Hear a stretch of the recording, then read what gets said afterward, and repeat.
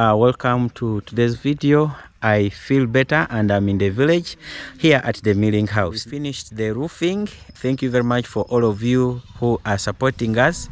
As I talk, we are now going to do the process of putting in the windows and doors. Then we shall put the electricity and we shall fabricate some metals that are used on the milling machines themselves. So yeah, that's how it's looking like. Let me move around and you see.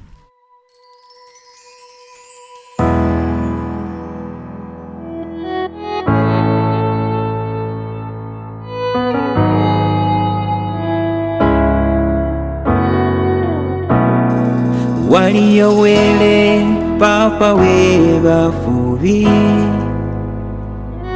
waliyo wele umuyeti we banamulekwa bose, ulinda binywinywe mubanga nibisolo mumezi.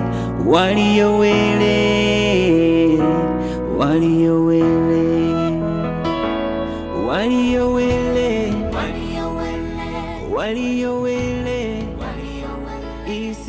so everything is done. Thank you very much for always supporting the programs that we are doing here. May God bless you. Bye.